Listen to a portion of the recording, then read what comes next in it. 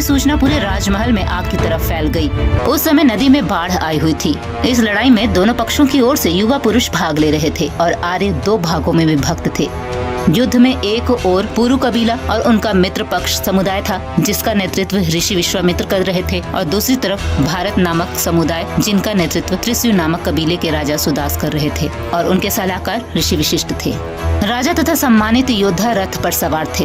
युद्ध का बिगुल बजने पर दोनों पक्षों के योद्धा सारथी के बाहर खड़े होकर बाण वर्षा करते। पैदल सेना में साधारण पुरुष थे, जिनका हथियार धनुष बाण था। वहीं कुछ सैनिक भाला, फारसा, तलवार आदि से सुसज्जित थे। सभी योद्धाओं ने पोशाक के साथ साथ सिर से लेकर पांव तक कवच धारण किए हुए थे। दोनों तरफ की सेनाओं में सिर्फ जीत का जोश दिख रहा था। युद्ध का बिगुल बजा। युद्ध का बिगुल बजते ही सबसे पहले विरोधी पक्ष की तरफ से आक्रमण शुरू हो गया। राजा सुदास ने रक्षात्मक तरीके से अपना बचाव करते हुए अपने सैनिकों को सर्वप्रथम सामने से बाण वर्षा करने के आदेश दिए। तलवार पर तलवार, धनुष बाण और भाले की मार से दोनों तरफ से सैनिक एक के बाद एक मारे जा रहे थे। युद्ध में दोनों तरफ की सेनाओं का भीषण रक्त संहार हुआ। देखते ही देखते कई लाशें धरती पर बिछ गई, मगर राजा सुदास की सेना 10 राज्यों के राजाओं की सेना पर भारी पड़ रही थी। इस युद्ध में राजा सुदास के गुरु ने उन्हें ऐसी रणनीति बताई थी, जिसके चलते सभी विरोधी पक्ष के राजा हैरान और चिंतित थे कि अकेले राजा अपनी छोटी सी सेना से कैसे उनकी सेनाओं को परास्त कर रहा है। लेकिन कुछ देर बाद अपनी सेना को अचानक मोड़कर राजा सुदास शत्रु सेना के पास बढ़ते चले गए और बड़ी शक्ति से 10 राज्यों के ऊपर आक्रमण कर दिया। दोनों पक्षों से अपने सैनिकों का उत्साह और मनोबल बढ़ाने का काम पुरोहित कर रहे थे। राजा सुदास का आक्रमण इतना आकस्मिक था कि 10 राज्यों के राजा भी उसे रोक नहीं पाए। सुदास के रथ विपक्षी सेनाओं के अंदर घुसते चले गए।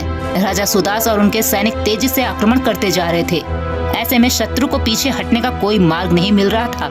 केवल नदी की तरफ से कोई आक्रमण नहीं हो रहा था, क्योंकि यदि उनके शत्रु नदी की तरफ जाते तो वह नदी में डूब जाते। ऐसे में 10 राजाओं की सेना नदी की तरफ का रास्ता छोड़कर इधर उधर भागने लगी। देखते ही देखते युद्ध में राजा पुरु के साथ अन्य कुछ और राजा भी मारे गए।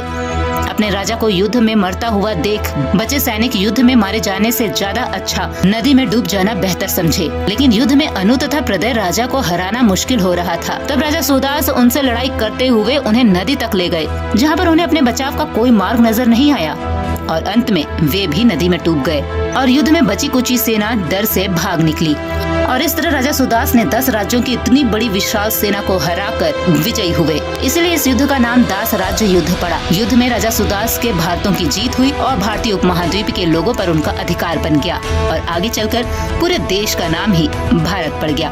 लेकिन अब असली बात ये आती है कि राजा सुदास ने कैसे इतनी बड़ी विशाल सेना को परास्त किया था। तो अब आइए इस रहस्य से पर्दा उठाते हैं। राजा सुदास को लड़ाई का कौशल था कि वो अपने शत्रु को पहले वार करने देता था। उनकी सेना को पारंपरिक लकड़ी और पत्थर के बने हथियार की जगह लोहे के बने तीर, भाले और तलवार दिए गए थे, जिससे शत्रु सेना को समझ नहीं आया कि वह कैसे हथियार हैं जो इतना छोटा होने के बावजूद भी इतना धारदार है कि एक ही वार में कई सैनिक खत्म हो जाते हैं। राजा सुदास को उसके गुरु द्वारा सीख दी गई थी कि शत्रु को हमला करने दो और उसके हमले से बचते रहो।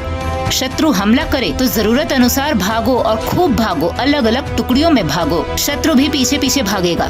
शत्रु को भगाते भगाते ऐसी जगह ले जाओ कि वो खुद तुम्हारी टुकड़ियों के बीच में घिर जाए। जब शत्रु अपना सब चाल चल चुका हो तब अपनी चाल चलो और शत्रु को खत्म कर डालो।